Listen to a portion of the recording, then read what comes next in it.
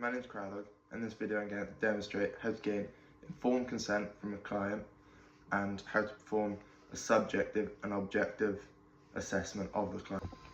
Gaining informed consent is essential because it can protect you from any potential injuries that the client may have from the treatment, but none of that's likely to happen. Can also give the client something to expect during the treatment and know what they're signing up for. When gaining informed consent, it's important to keep it short and sharp and clear, no medical terms that they wouldn't understand. Make sure they give them opportunities to ask questions and get consent written down. Also, maintain consent throughout. So when you're performing a subjective assessment, ask, can I ask this? Or make sure they're comfortable with it, the whole thing. Once you got consent, it's not over. Hi, my name's Crowdog. I'm going to be a student practitioner today. I'm going over a subjective and objective assessment of you today. If the pain's too much, just tell me to stop and I'll ease off. If the question is too uncomfortable, you don't have to answer, but ideally I'd like you to answer as truthfully as possible. At any point you have any questions, just let me know, ask me, and I'll answer them as best as I can. Cool, thank you. Is that all good? All good.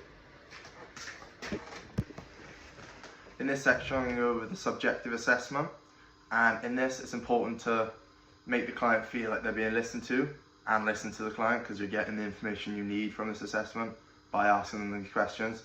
Make sure the questions are appropriate and note out any red flags that might indicate that it's beyond your qualifications, and then refer them to the appropriate places. Hi, my name's Crowdog. What happened to you? Why have you come in today? I was playing football. I went up for a header, opponent went into my back.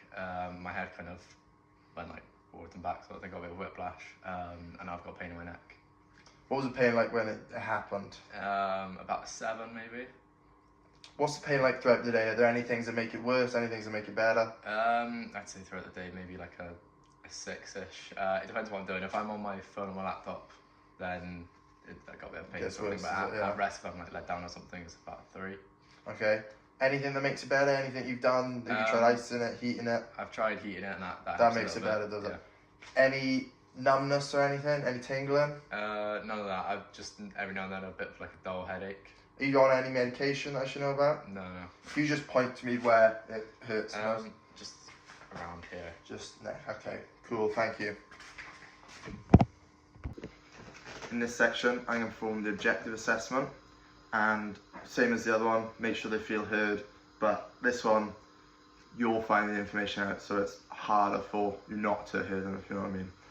So starters, compare both sides, because someone's got very low mobility.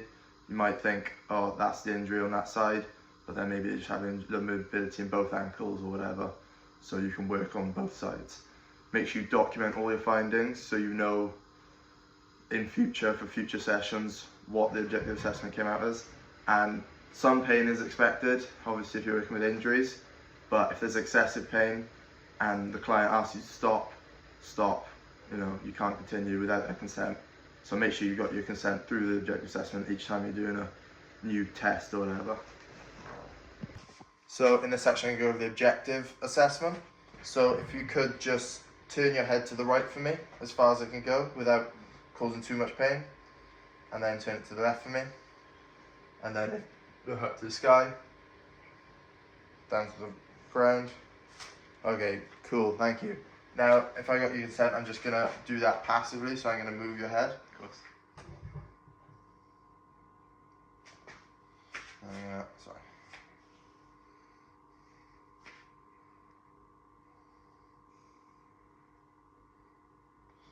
Now I'm just going to observe. Yeah, the right scapula is a little bit elevated. And I'm just going to palpate the area to see if there's any tenderness or pain. Is that painful in there? Yeah. And I'm just going to palpate up here. And I can compare to either side. Yeah, a little bit elevated. Now I'm going to perform some special tests to rule out any other symptoms.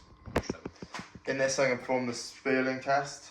And do I have a consent to perform this test on you? Yeah, of course. Let me know at any time if it stops. So I'm just going to bring your head back and ear to shoulder. from axial compression. Let me know if it's too painful. Is there any pain? Yeah, quite a bit. About 7, I'd say. Okay, cool, thank you. Okay, I'm going to test shoulder mobility in this. So, if you could stand up for me, I'll move this up.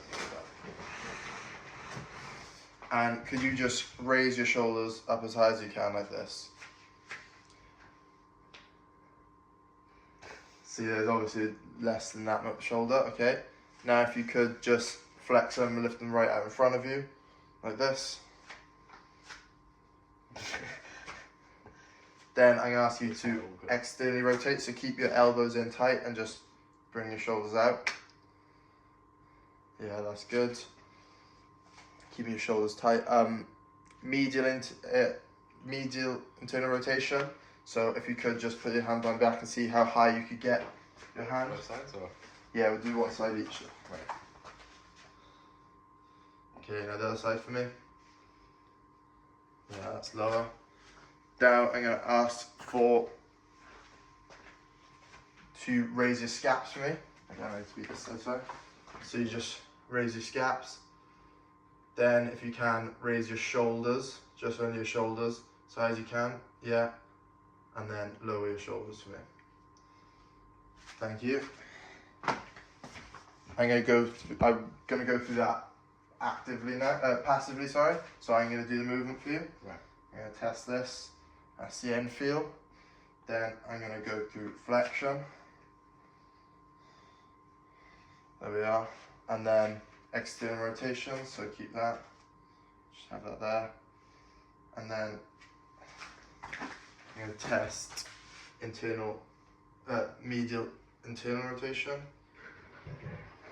Then I'm going to test your best I can the scapula. So lift that up and then lift your shoulder and lower that.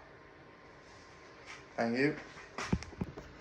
Today we learned how to perform informed consent, get informed consent, perform a subjective and objective assessment, and maintain consent and professionalism throughout.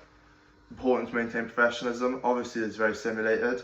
However, during a real exam, you want to make sure you're in the right appropriate outfit so the client feels like they're being handled by a professional. During draping, if draping is required, make sure the draping is secure so the client doesn't become unnecessarily exposed or uncomfortable. And yeah, it's just important to maintain professional during the assessment. Make notes so you know in future, because if you don't make notes, there's no point doing the assessment because you'll just potentially forget it. And just make sure the client feels heard and comfortable throughout the whole thing. Thank you.